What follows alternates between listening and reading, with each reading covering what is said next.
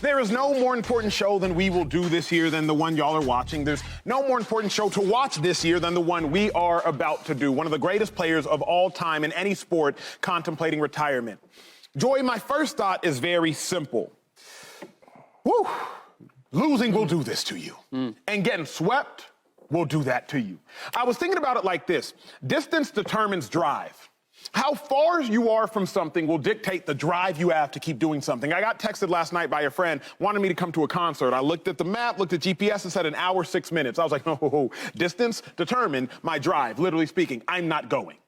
But then even furthermore, shady in sports, when you realize just how far you are from something, it's going to dictate your drive. LeBron James didn't just lose to the Nuggets, he got swept by the Nuggets. The distance between LeBron James and a title is not just 2 series, it's 8 games. 8 competitive games. 8 games, particularly 4 games if you talk about the Nuggets, that he wasn't even in. The distance between LeBron and a title is so great, that chasm is so great, that I think in that moment his drive was relinquished. What did LeBron say post-game? He said in talking to Anthony Davis in the locker room, that was the best team they had faced in their Lakers tenure. They faced a lot of teams, y'all. They've got beaten badly. Remember, Phoenix Suns 2021, Devin Booker, Chris Paul, DeAndre Ayton.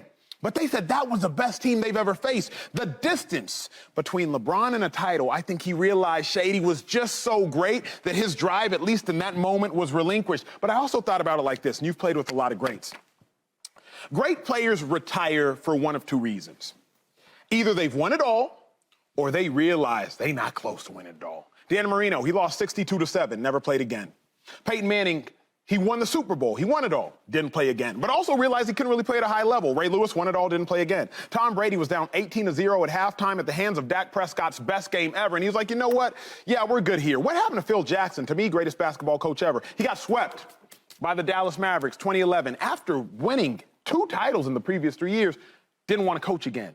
So, Shady, one of 2 reasons will dictate that kind of response, either winning it all, which LeBron didn't do, or being very, very far from winning it all. That was my first reaction. But, sir, what was yours? Sweet. No, I'm joking. No, I'll say this about LeBron James. I just think that he has accomplished so much in this game. He's accomplished the most out of this game, out of any other player. And I think that you put all of everything you have into this game, and you come up short and you get swept. It's like, dang, what else can I do? I mean, if you look at his performance, this dude had 40 points, bro. He left it all on the court, and that still wasn't enough. So I could see him just being frustrated, of sitting there like, I'm exhausted. I did everything I could do. What else can I accomplish? And if I can't accomplish championships, because he's seen, I think, that the best of success. So that's one thing about great players. When they reach that success point where they've done so much, I'm not okay with going to the Western Conference Finals. I'm not okay with going to the Eastern Conference Finals. I want to win championships. That's what he's used to doing. That's where he's used to going. So I just feel like sitting there watching the interview and watching him talk, and you can see the emotion like, I'd have done it all, man. If I can't win championships and we can't get it done, then what's the point of even being here and playing? So well said. I can see it. Well said. Joy, what was your reaction? I mean, he couldn't even help but smile when he was saying it. He's not retiring. I mean, I feel pretty solid in saying that. I understand it's what he has to say, and I'm sure he is going to think about it, but he's not retiring. First of all, he's made it very clear he wants to play with Bronny, which is something that at this point is still attainable. He would be leaving $97 million on the table over the next 2 seasons, around $97 million. I know he's made a lot of money in his career, but $97 million is a lot of money to leave on the table. He also, as Shady just said, put up 40 in this elimination game. So he's still capable of putting up 40. It's not like he's washed. It's not like we're watching him drag himself up and down the court. It's not the same version of LeBron that we've seen in years past, of course. But I think we can make some reasonable adjustments to our expectations of what we're going to see from LeBron over the next 2 years. This team started 2-10. They were 13th at the All-Star break. I agree with him because he competes for championships, that if that's the standard, then you would consider this to be a failure. But we can take a step back from the whole situation, and I think he will. He'll head off to whatever island he's going to enjoy himself on at some point this weekend, do some contemplating, some inner thoughts, and come back and finish his career, hopefully playing alongside Bronny like he said he wanted to. Slick. Yeah, my first reaction was, what happened to playing with Bronny? as soon as it became this idea that I only play for championships. Well, that's not what he's talked about over the last couple of years. It's, I want to play with my son. That is one of the goals, along with playing with championships. But I also believe that he just got swept. He not only just got swept, he lost getting his shot blocked by Aaron Gordon. For the King, the King, that is a reckoning. And I believe that it was suddenly, and I think we've all experienced this, your new reality hits you. Something happens in your life and you go, oh, I'm not this anymore, I'm that. Or I'm not gonna be doing this anymore, I'm gonna do this. And I think that's what hit him. I just had a near triple-double, right? I'm in the Western Conference Finals. I could not prevent us from getting swept. I could not prevent me from getting swept. So let me kind of sit with this new reality and figure out what it is that I want to do going forward. And I would say there's probably a part of him going, man, do I want to do this for another year? Yeah. In order to be able to play with my son. And I think ultimately, to Joy's point, he will make the decision to do that, because I just can't imagine him sitting out. But that it takes a little bit to kind of adjust to that new reality. Shady, one of the most interesting things LeBron James said that I think people are misinterpreting. He said after the game, I still think I'm one of the 90%, I'm in the 90 percentile in the NBA. Maybe 95 percentile in the NBA. Like, that's where he was. But you realize that means LeBron James was admitting that 10% of players are better than him, or 5% of players are better than him. No great verbalizes that. Because before you can ever verbalize anything in life, you got to think about it. Before you tell the young lady, the young man, I love you, you realize inherently, oh, you know what, I love this person. Now I'll say it. So, Shady, for LeBron to say that 10% and 5% of the league is better than me, he had to realize that. 4 years of high school, 20 years pro. He's probably been the best player on the basketball court for 20 of those 24 years. And now he's admitting what Slick said, maybe I'm not. I think that also is what led to it. I mean, that's a good point. I think for him to say it, which most, I guess, stars in that time period, they wouldn't say that.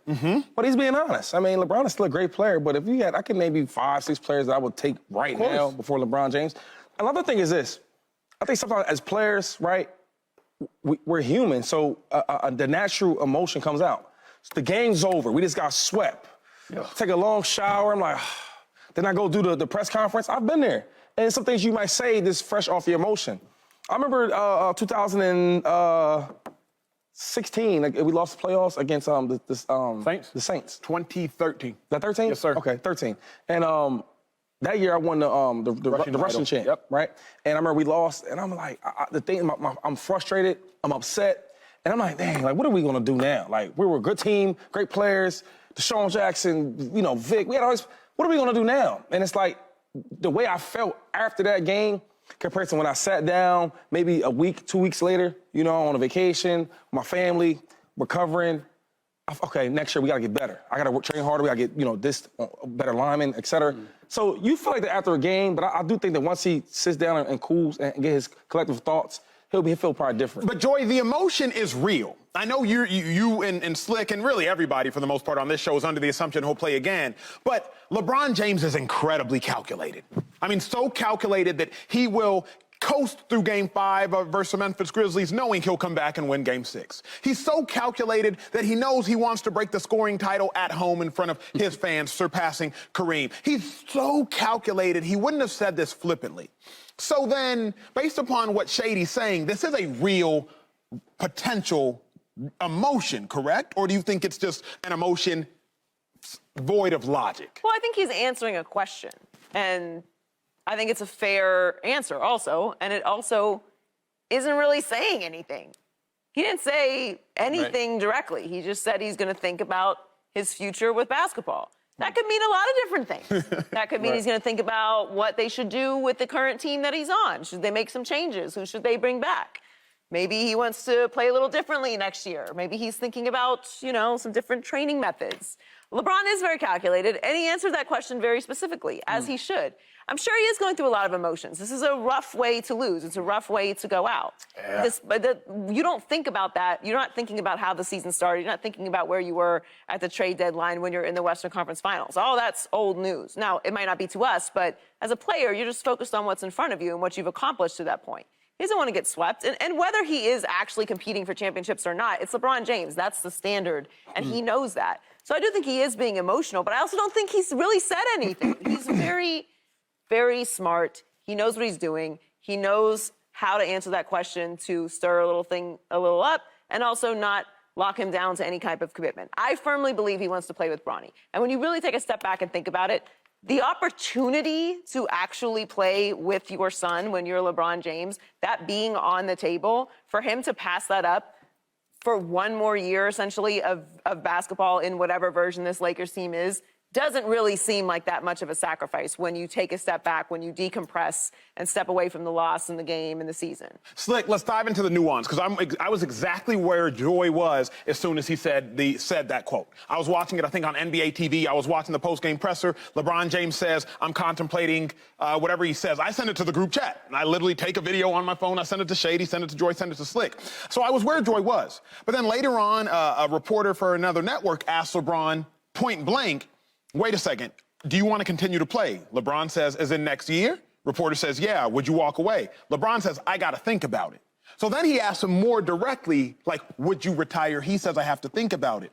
Why would he say that? Why would LeBron genuinely say, I have to think about it, if playing with Bronny is what he wants to do? Well, I think there's a couple of elements here. Number one, the leverage that it gives him in terms of what the Lakers are going to do is massive when you put on the table, I may not play. Oh, LeBron, what do we have to do to get him to play? Correct. Another year, right? Which he does not have, because he's under contract next year for $47 million, close to $47 million. So it allows him to have the flexibility. And even if he's thinking about down the line with Bronny, which I think he is, ultimately, like, how do I set that up?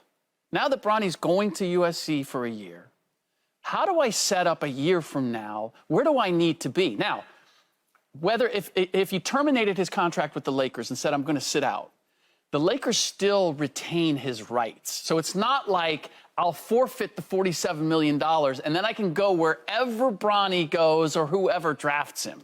He still has to negotiate that with the Lakers. So I believe that a lot of this is, I want to be able to manipulate what the Lakers look like next year. And how else does he do that? I mean, otherwise, how else does he do that?